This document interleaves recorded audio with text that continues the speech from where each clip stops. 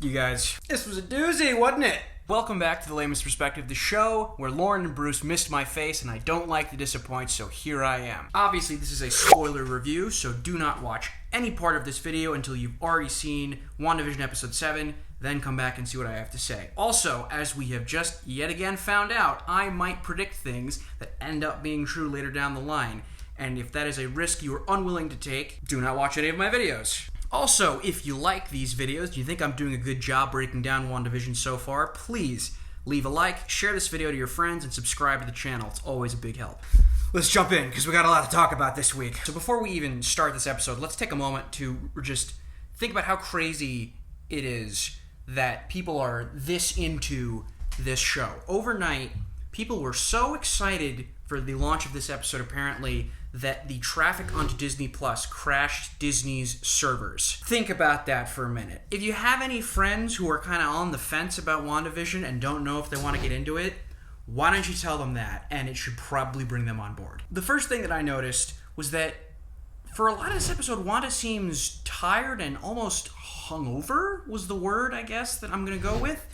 And I'm wondering if expanding the hex by the 8 or so miles that we assume it's been expanded has been an overexertion of her powers, because we never really see her hit her limit before. Even when she was squaring off against Thanos, she held her own pretty well, and I have to wonder if this is now where she's getting to the limit of what she can do. Billy and Tommy come in, and we can see that Billy specifically is having trouble dealing with his telepathy, which, you know, makes sense. If you think about all Tommy has to do is run around, right? That's the extent of the mastery of his powers. As is the origin story of any telepath, Billy is having trouble dealing with the voices that he hears going on inside of his head. But Wanda just kind of waves him off because, again, she seems out of it this episode. She's behaving strangely to the kids. She's talking weirdly to the camera, and we'll get into it more, but she really doesn't pay that much attention to them until they disappear. I would say at this point, subtlety is lost in this episode because of so much that we now know is going on. And what I mean by that is there's just red everywhere. Red plates, red curtains, red. The color red is all over the place. And not just in her kitchen, but in the entire episode. We see the first little speck of the running problem for this episode in that Wanda's powers are losing their control / permanence all throughout the episode. You know, the first time we see it is here in this scene where the I think it was the milk alters its appearance. Oh, forgive me, no, it's the boy's game controllers changing, and then the milk. My point is that we see different objects throughout the house, throughout the course of the episode, changing and cycling through their respective decades that they should be in. To me, I couldn't decide, is this more indicative of a limit on her powers, or a flag for her deteriorating mental state? Is she reaching the limit of what she can do physically, or mentally? I think that you could make a case for either one based on what we see, so we're going to have to see going forward. I had a little bit of trouble compared to the others placing what show this was from. It cinematographically looked and sounded like Modern Family to me, you know, the drums in the background and the color grading of the scenes. If that's the case, it was much less subtle. What I think this was more an homage to was the kind of sit-down, fourth wall breaking type of television show that has risen to prominence within the past couple of years or so. And you can see that because the intro is an homage to The Office. Now, again, it's subtle. Visually, it doesn't look all that much like The Office at all. It was the song that did it for me, because if you listen to them side by side, yeah, you can tell that it's definitely a nod to The Office theme. In fact, let's take a listen to those right now.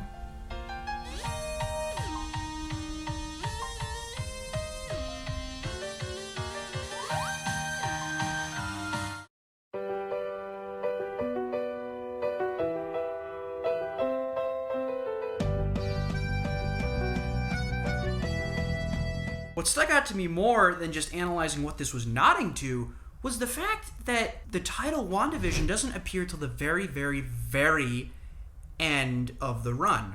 For 90% of that entire opening, it just has the name Wanda. They're literally telling us, point blank to our faces, that Wanda feels alone and detached from everybody. She doesn't even have Vision anymore, who's gone elsewhere for the majority of this episode. We briefly reconnect with what Hayward and the rest of S.W.O.R.D. is doing after the bulk of his base gets turned into a circus, which we will visit shortly.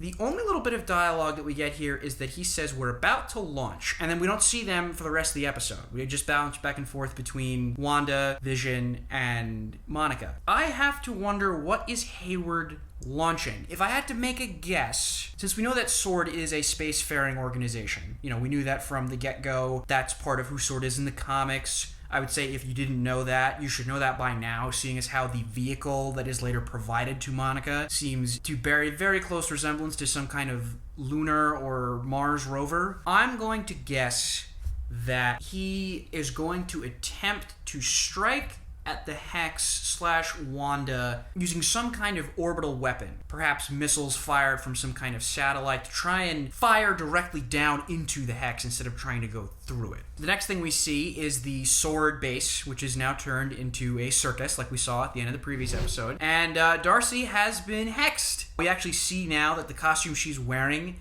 is one of the bits that a lot of people have speculated as to what might this mean. In her poster for WandaVision, you can see this costume on one of the televisions. And a nice little tidbit also here is that the strong man that Darcy punches in the face in a few moments is actually the first agent that Darcy speaks to way back in episode 4, who is in the background with her when she immediately discovers the factoid about the cosmic background radiation being inside the Hex.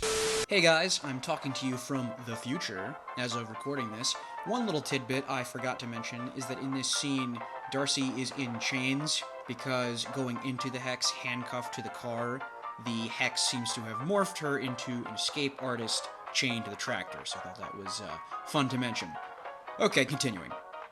Vision oddly remembers seeing Darcy? I would have assumed that he would not have retained his memories outside of the Hex, especially based on dialogue that we get from him later. But he did. He remembers everything that happened to him, and he goes to try and talk to Darcy, who is obviously unreceptive to anything that he's saying because she's been hexified. Back in the house, the kids kind of seem more concerned about Vision than Wanda does. The only time, to me, where she appears 100% lucid in this episode is right here, where when Tommy brings up Pietro, she immediately snaps and says, "That man is not your uncle." Although she doesn't seem to know who he is, she knows definitively who he is not, and that is not Pietro. We'll get to that. And then Wanda goes on a very dark and depressing speech to the kids about how she thinks life is meaningless, and she really, at this point, sounds like she's losing her mind. Everything that she's been going through seems to be culminating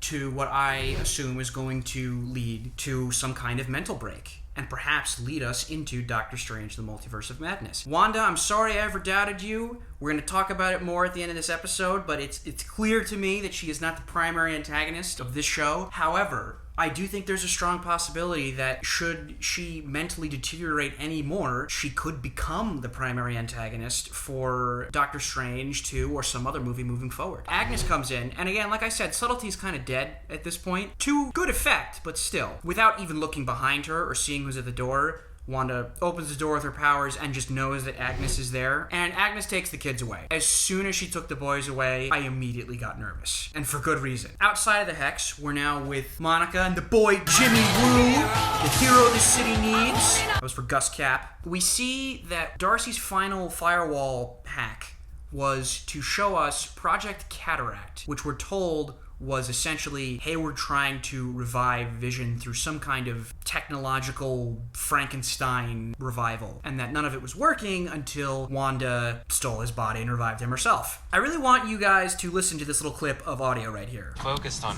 tracking Vision inside the Hex. Hayward wants his sentient weapon back. Because that's literally what I said last week. So I'm going to give that a prediction confirmed. However, there's a couple of things I got right this episode, and I don't want to keep throwing prediction confirms at the camera, so we're just going to stick a little prediction counter up here, or maybe up here, depending on where I put it later in the edit. We're going to find out. So it's safe to assume not only that SWORD was illegally toying with Vision's body, but I would also say that Hayward in general has some kind of nefarious agenda here. The tiny, tiny amount of trust that I had remaining after the previous episode is now gone. I think it's safe to assume that he's a secondary villain. Monica and Jimmy pull up, and we see this, the contact that Monica was talking about previously was someone named Major Goodner, I believe her name was. We see that she has brought Monica, again, like I said previously, some kind of rover with the aesthetic of looking like it's a moon rover, a Mars rover, some kind of aerospace exploration vehicle, which Monica assumes would be enough to get her through the boundaries of the Hex. So Vision resets Darcy back in the Hex, and I'm assuming she was able to, I'm going to say laugh this off more as if it was a mild headache, simply because she was not under Wanda's sphere of influence for that long, versus when, say, Norm was reset, he seemed to be very traumatized, having been under Wanda's influence for days, maybe if not weeks. And the only reason the Vision remembers her, if he would have any reason to at all, is because he remembers intercepting her email on Norm's computer in a previous episode. The little piece of dialogue here that got me is that when they abscond away from the circus and he starts asking her questions, Vision says, "Who was that imposter Pietro?" And the context of that seems to suggest that he knew Pietro was an imposter from the get-go and just went along with it. Either because, again, he's kind of just done trying to fight everything odd that's going on in the Hex, or if he was just trying to appease the temporary and fragile happiness that it seemed to yield Wanda. I don't know. But this does reveal to us that he wasn't fooled at all. Which makes sense if you consider that he definitely did meet the proper Pietro back in Age of Ultron. It's not like he doesn't know what he looks like or sounds like or acts like. As he's asking Darcy questions, we see that something or someone is trying to hinder Vision and Darcy getting back to Wanda, with things popping up in the street to block their car. And we see hilariously that even though Vision is kind of done with everything, he's still not immune to the sitcom-ness. And he still is sitting down for a vignette outside of the van, even though he's trying to get back to Wanda. I thought that was pretty funny. So now we come to our commercial for the episode. This one, to me, I think, is the most important. I'm sure you guys are all smart enough at this point that you could go and turn the subtitles on and analyze the dialogue in this scene. That's not what stuck out to me. What stuck out to me was the name of the product being advertised this time. Nexus. Lowercase Nexus.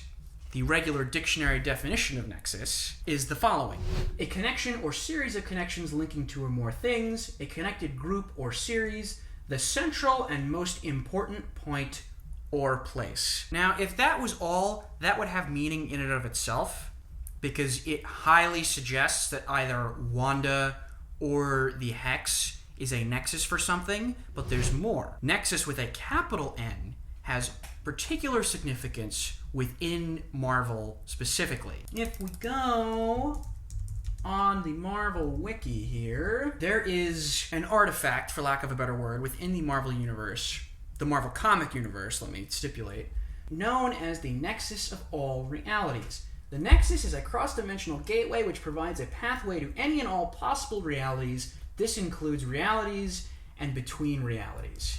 It is unknown whether it was created by some being or if it is just one place in the entire multiverse where all realities naturally intersect. On top of that, in relationship to the Nexus of All Realities, we have what are called Nexus beings.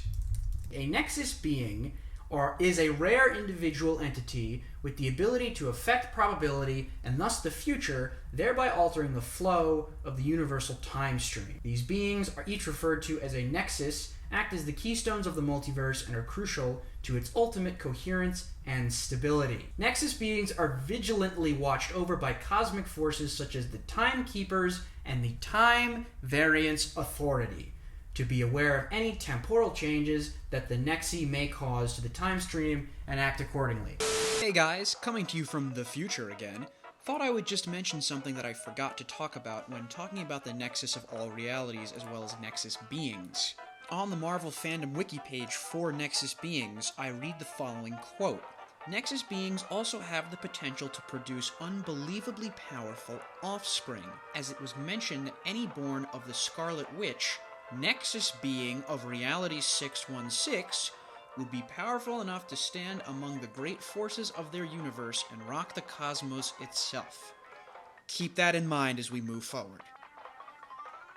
There's a lot to unpack here. First of all, if this is actually the Nexus of All Realities, then I would think that this is a pretty blatant setup for not only Wanda's involvement in Doctor Strange 2 and the multiverse of madness, but also her potential involvement in the next Spider-Man movie, which is, again, rumored to be a multiverse crossover of all three actors who have played Spider-Man, as well as an assortment of each of their surrounding supporting characters, both heroes and villains. If that's what this is, this is the multiverse. This is what they're doing. I give them credit for really trying to keep us on our feet, introducing Evan Peters as Pietro, but now maybe he's not Pietro, but they said so in the audio description, but everybody's telling us that it's not him. This could be the multiverse for real. This is a highly likely sign in my eyes. On top of that, what gets me here is the sentence, Nexus beings are vigilantly watched over by cosmic forces such as the Time Variance Authority. And I hear you guys saying, what the hell is the Time Variance Authority? The Time Variance Authority is the shady time cop organization that we, as of now, do not know that much about, that is going to be featured in one of the next Disney Plus shows, Loki. If you've seen that trailer and you don't know who Owen Wilson, side note, so happy that Owen Wilson is confirmed to be in the MCU, continuing. If you don't know who Owen Wilson's character is or any of this organization that seems to be featured in this trailer, that is the Time Variance Authority. They're attempted to vastly oversimplify who they are. They're Marvel's version of time cops. If you guys want to know more about the Time Variance Authority, please leave some comments, and I will include a link to a properly researched video that I can recommend to you guys in the next video. Or maybe I'll leave it in the description. Well, I'll do one or the other. Last but not least, if we stay on the Nexus Beings wiki page here, under Powers and Abilities, Variable, each Nexus being supposedly has a power unique in and to themselves. I'm going to mispronounce a lot of these. Geomancy, Sorcery, Psychometry,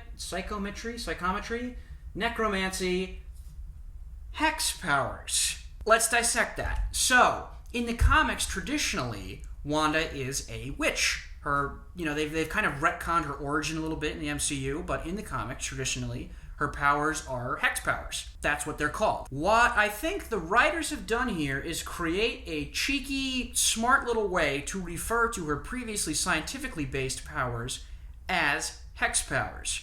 If that's what they're doing, that lines up nicely with that description. So this is probably, if this turns out to be what this is the most important commercial out of all the commercials we've gotten so far. We're going to have to see going forward, but keep that in your mind these last two episodes. I think that's what this might be. See the kids with Agnes, and this is the first time that we've seen the inside of Agnes's house. It's creepy. I didn't like it. We'll get more into it later, but it was definitely unsettling me. And Billy says to her that Agnes's mind is quiet, that there's nothing going on in there. And I took this as meaning one of two possible things.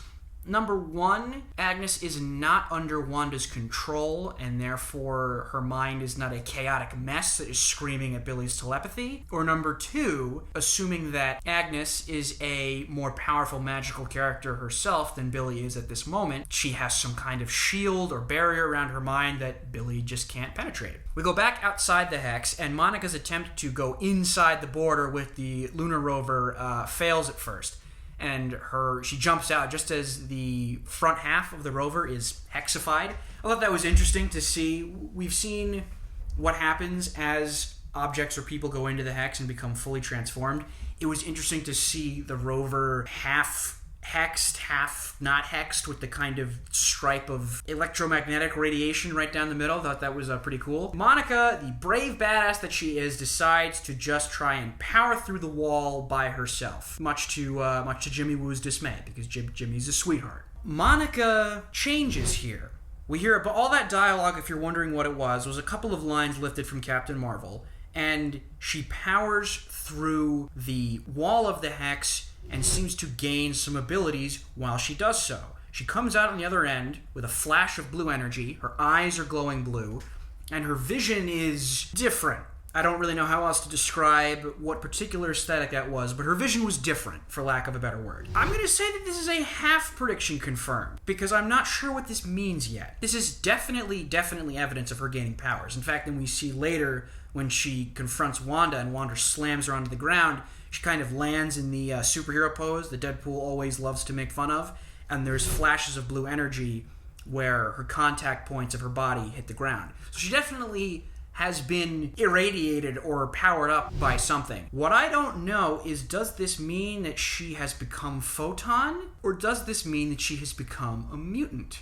Or both, for that matter. I see a lot of people saying that this could be Marvel's way of introducing mutants into the MCU. Some kind of enormous burst of radiation from Wanda's powers at the climax of this show, and boom, now we have mutants in the MCU. Or it could just be that Monica is becoming Photon. Or it could just be both. That they are retconning Photon's backstory so that she is a mutant. It could be any one of those three. Hey, Future Dwellers. Last time I'm gonna bother you, I promise. I just figured I'd mention that on multiple rewatchings, it does seem pretty apparent to me that the uniform that she's wearing after she emerges on the other side of the Hex seems pretty close to the classic uniform that Photon/Spectrum has in the comics, that it's probably more likely that she is becoming Photon than becoming a mutant. So we're gonna go ahead and make that a full prediction confirmed, not a half. Alright, as you were.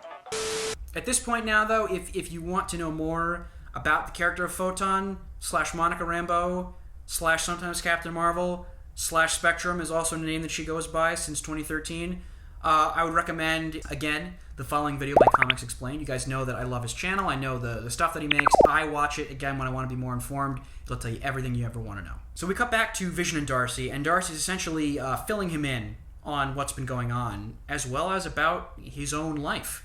And again, he doesn't seem to know who he is / was, or what happened to him previously before Westview. We have Darcy having to narrate to him how he died both times. The main question that Darcy has and poses to him and to us, the one that we're having too, is why he was not able to leave the Hex. And that's a good question, because everything else we've seen leave the Hex can not only leave the Hex, but maintains the changes that were put onto inside the Hex, outside of the Hex. We saw this with Monica's clothes. We saw this with the half of the lunar rover in this episode. The changes are permanent, so why is Vision the only one who can't leave?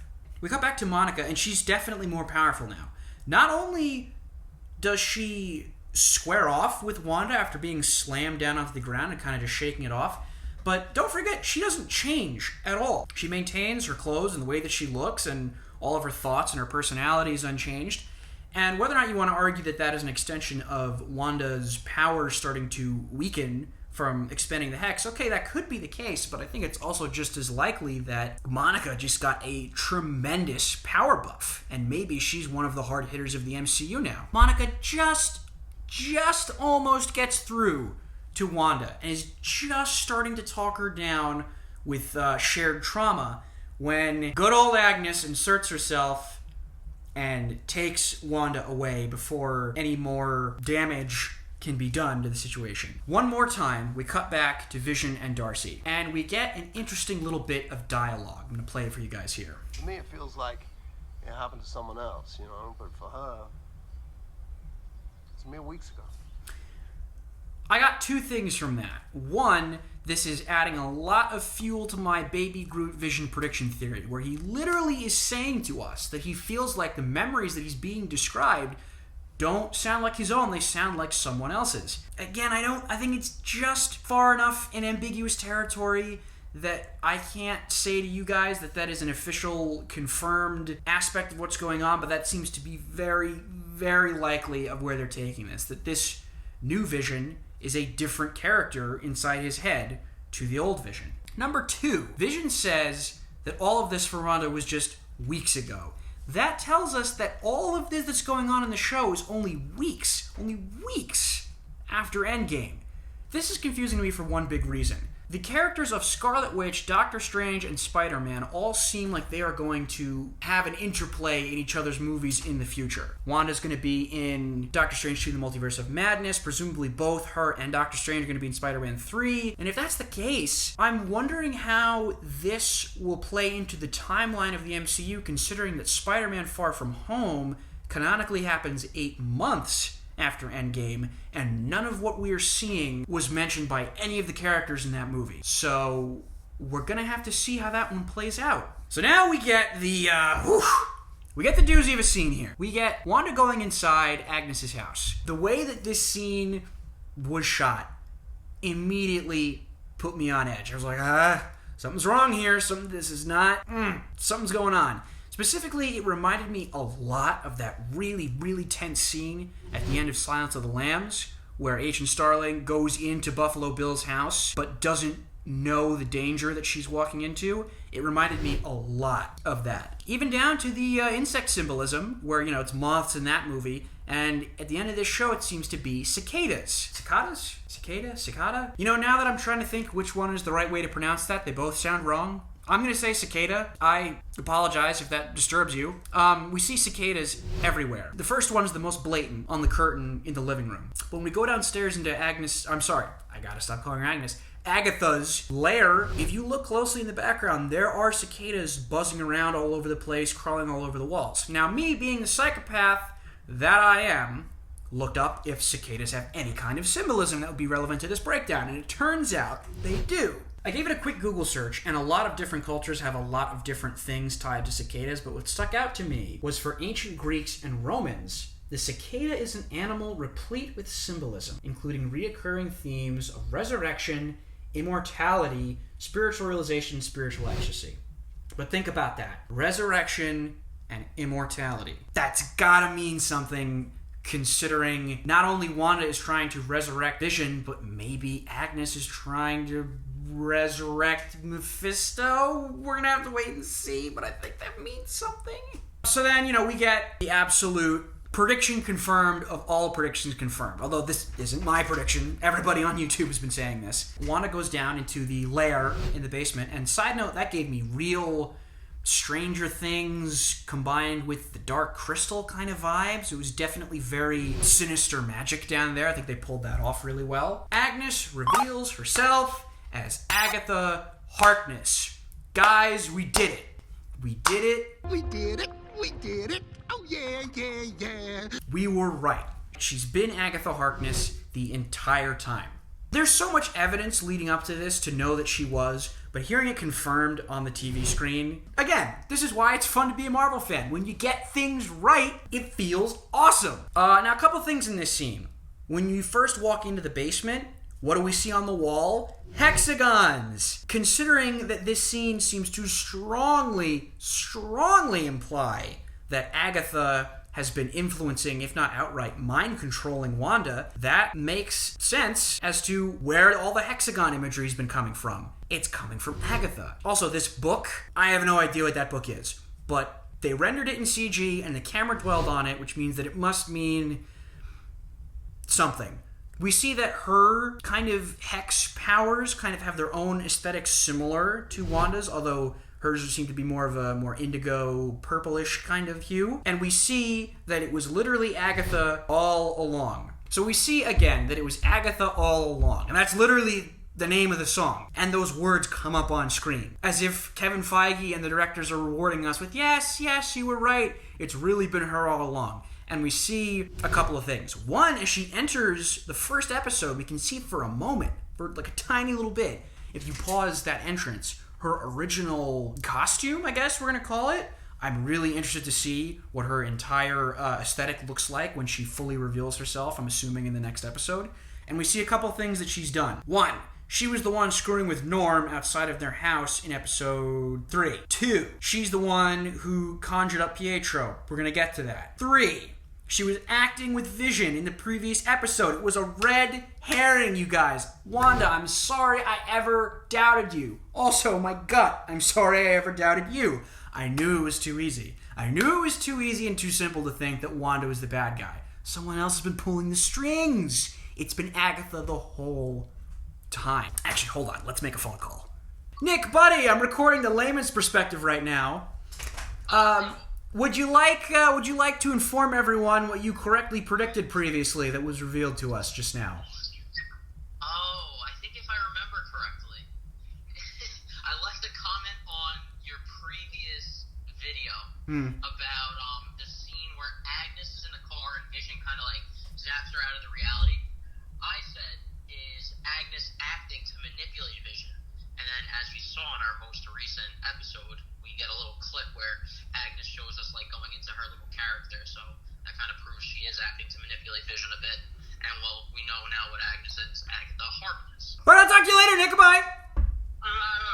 And we see the following. I'm gonna play the dialogue because I don't want to get cucked by Marvel. But listen to this. Now that everything has gone wrong, thanks to Agatha, naughty Agatha. It's been Agatha all along.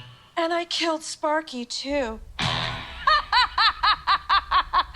And now listen to this. You could even argue, if you really want to be dark, that she then intentionally poisoned Sparky to try and get an emotional reaction out of them. Literally predicted it for you guys. Oh, it feels good to be right. Also, listen to that laugh. She got a real classic Wizard of Oz witch's cackle, which I love.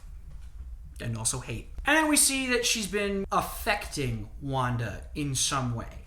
Now, to what degree, we don't know. Is Agatha simply the reason why Wanda can't remember anything? Was Wanda under Agatha's control when she stole Vision's body from S.W.O.R.D? We don't know the degree of control that's been going on here, but we've been visually shown that in some way, Agatha's been the one pulling the strings the entire time here. I knew something. I knew something was going on with that dog. I didn't trust her. You guys have been with me this entire time, and now you know that I just got lucky. I'm not a genius. That was a total shot in the dark. But still, now it's confirmed that she's Agatha Harkness. And now that that's been officially confirmed, what the hell is going to go on in these next 2 episodes? Because if she's Agatha Harkness, really, really makes me think that Mephisto's going to show up. And lastly, we get our first end credit scene in the entire show. Now, I always kind of just leave the credits rolling because I'm always finishing up writing notes. I didn't expect this to be the case, but we see the credits end, and Monica has followed Agatha and Wanda and opens the cellar to her basement and sees the purple root debauchery going on down there. And just as she looks like she's about to go down there, we zoom out and we see Pietro's back, and he says, "Snoop's gonna snoop." Meaning, like snooping around. My theory on what is going on with him is complicated. Because I think, I know, we've been shown now that his appearance was a play by Agatha. But again, that could mean a lot of things. The prediction I made a week or 2 earlier, is that what's going on? Or again, did she lift the X-Men version of Pietro out of a different timeline, drop him in this one, and, wipe his memory? It's too early to say who he is or what he's doing yet. All we know is that right now, for one reason or another, he's playing for Agatha's team. Wow, this was crazy, you guys. I was talking to my friend Schlegel on the phone earlier this morning. I almost can't keep doing this. The anxiety and the way that they have you on the edge of your seat every one of these episodes, I commend them for it. It's definitely the most unique Marvel property I've seen probably since Thor Ragnarok in terms of stylistic differences and directorial choices. But it's such a roller coaster ride. I don't know what the hell's going to happen next week now. Anything could happen. Mephisto could show up. The multiverse is going to split open. Dogs and cats living together. Mass hysteria. Anything could happen in these next 2 episodes. And I can't wait to review them. I would say, for next week, watch to the end of the credits. It would be very strange if they only gave us one after credit scene at the end of episode 7 of all. That's just a random number. I'd be willing to bet that whatever few episodes we have left are going to have end credit scenes. So that's my little bit of wisdom for you next week. Hang on to the end of the credits and see if we get more with episode 8 and with episode 9. That about does it for me for this episode, you guys. It was a doozy. It really was. Again, make sure to like, share, and subscribe. Help a fellow Marvel fan out. And I'll see you guys next week for episode 8.